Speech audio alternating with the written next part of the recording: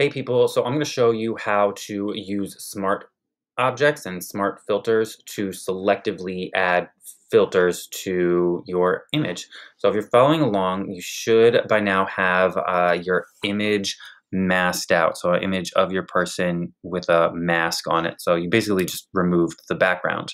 And you can add any background you want, right? Which we did. We added like a blank fill layer. Anyways, the idea is to give it like a painted look, but still preserve a lot of the detail in the important parts like the face or the hands, especially the eyes. So anyways, first thing, you need to make sure that the layer that you want to work with is a smart object. Smart object icon is these squares, is white and black concentric squares.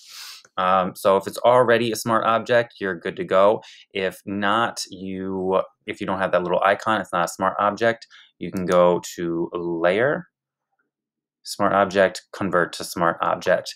Most of the time when we import or open an image in Photopea, I think it automatically makes it a smart object. But in case it's not, if you rasterized it for some reason or did something, Convert to Smart Object is right here. What you want to be careful of is not converting to smart object if you don't need to. If it's already a smart object and it has a mask on it, like ours, if you hit the convert to smart object, the mask will go away. It'll apply the mask and you won't be able to edit it. So that's not necessary, and keeps you from editing the mask if you need to. So I'm going to hit Command Z. And again, if you have that icon already, then you're good to go. And you can go just to filters and choose your filter.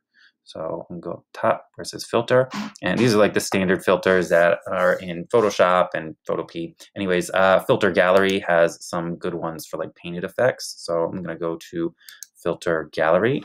You can see like all the different filters they have on the right and some of the settings on the far right.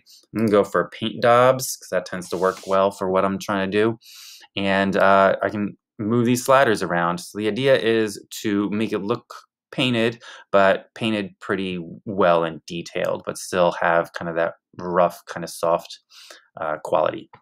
We are going to get a lot of the detail back in the face in certain areas, so you don't necessarily have to worry about that. But I'm like looking in the body and his cape and his pants to kind of see how much of a painted effect I really want. So my preference is probably about 7 or 8. Yours might be a little bit different. It's all depending on how big or how many pixels you have on your image layer and your personal preference. Sharpness, I tend to like bring down a bunch because if you do it up too much, then you get these like weird artifacts. It almost looks like lens chromatic aberration. Anyways, I don't like it. So I'm going to move the sharpness down and hit OK, right? That's it.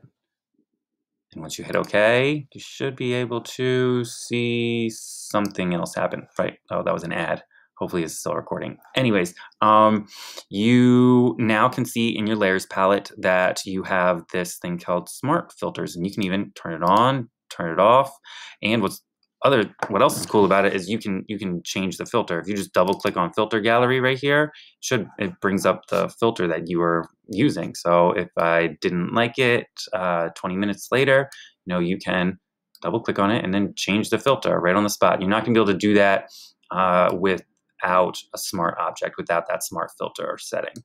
So change it down to 7, hit OK, and there it is. There's my whole filter right here on my image layer. I'll turn it off, turn it on, and you can see now that I actually have this other icon. That's a mask, just like this is the mask for my image layer. That's my image icon. I can select that and I can paint black, white, any color on that. I can select this and change the mask by painting black and white, or I can actually click on this one and this is going to mask the filter. So let's see if I zoom in a little bit, I can show you. You want to bring back the detail in the face, especially the eyes. So black conceals and white reveals. So even if you have different colors in your foreground, background color down here, you can just click the little icon above it and it'll change it back to black and white. And so I have black, and I'm going to get the brush tool right? It's in here, not the pencil tool, not the color replace tool, the brush tool. And just to show you, I'm going to bump the opacity up to 100. And come on, get the cursor back.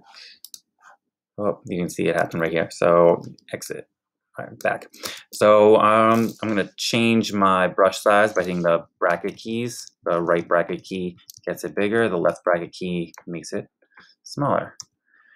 I make it kind of small. I'm at 100% opacity. I'm just trying to bring back like the whole eye. I want the eyes definitely should be nice and sharp. All right. And then I tend to do like a little bit of that in the, excuse me, the mouth as well. Just the brush. It's been lagging for me.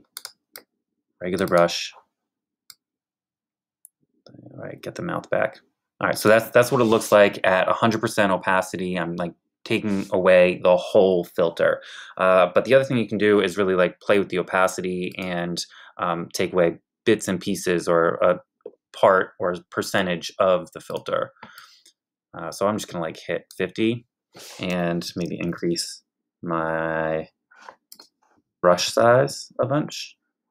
And now at 50% opacity, I'm not taking away the whole filter, but I am masking away a little bit of it to reveal a little bit more of the detail. It's like stuck a little bit, lagging. Anyways, here we go. Really, like the face is the focal point, and that's what you want to be nice and sharp. Other areas you might want to consider masking a little bit, like if there's hands or you kind of become an artist and figure it out. If there's any kind of like special kind of focal point, if you have a woman holding a bag or has like a detailed dress, you might want to bring back a little bit of the detail. I tend to do it like around the shoulders and get the shoulders nice and sharp. Definitely like the hands. Maybe not at 100% opacity. I'll probably save that 100% opacity just for the eyes and the mouth.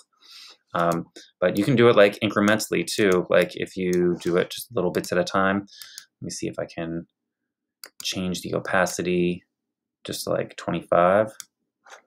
And then here I'll do it like around his cape down here.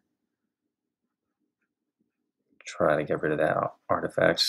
Like this outline is kind of gross.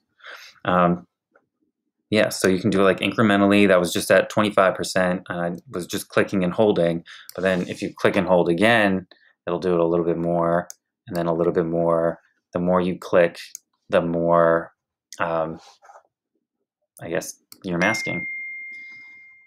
So hopefully you get the idea of masking away bits and pieces or parts of the filter to reveal the parts that you really want to be detailed. Like there's a lot of blur in here, and it might look a bit better if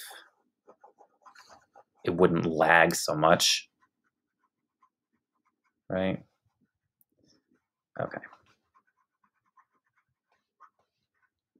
I'm gonna up this a little tiny bit. The hands, this part right here.